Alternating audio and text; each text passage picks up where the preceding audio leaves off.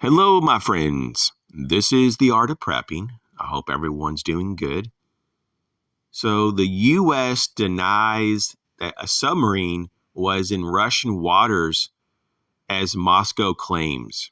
So there's a headline here, and there's so many like this.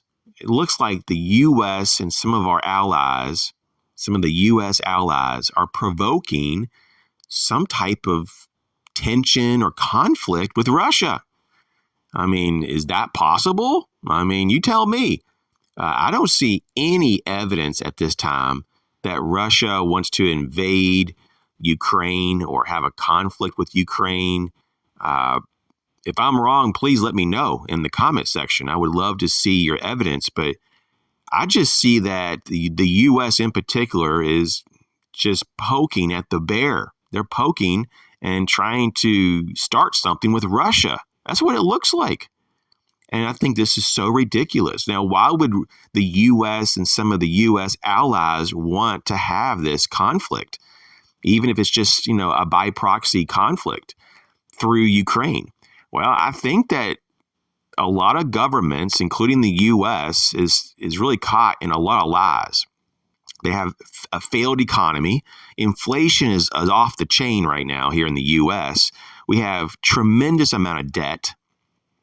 I mean, what more can I say? I mean, it's not even just that, okay, the government is caught in all these lies and they say one thing and they do another. But you have, media.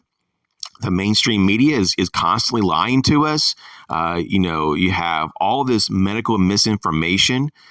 Big Pharma is constantly lying to us. I think that the whole show is unraveling in front of our eyes.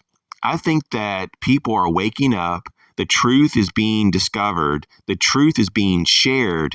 And the establishment, in whatever way you want to describe that, is trying to find another distraction.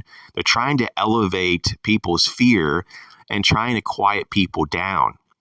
And I don't think it's working. I think this is all just ridiculous. It reminds me of like a theater. It's almost like what we see is all just fake. Most of what we see is fake. Not just what we see on the news, but, just commentary with politicians and so-called experts in certain fields. So many lies and so much just made up.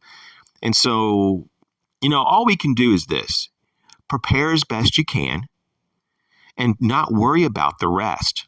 I mean, if you're doing the best you can, then you're doing the best you can. So it doesn't help at all to worry. Okay. I know that some of you guys out there are kind of concerned about all of this, especially since Intel has come out recently and said, hey, we're at DEFCON 3. We haven't been at DEFCON 3 to my knowledge since post 9/11, right after we were attacked. Right after we were attacked in 9/11, we went to DEFCON 3. And so that's pretty serious. That's a pretty high level of readiness with our military.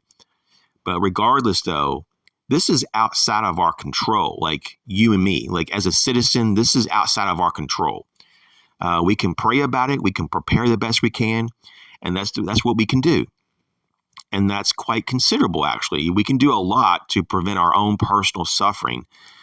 But to lose sleep about all this, when probably most of this is just a lie and a hype and misdirection and propaganda and just basically trying to get us to be fearful, I don't think it's worth our energy, our focus.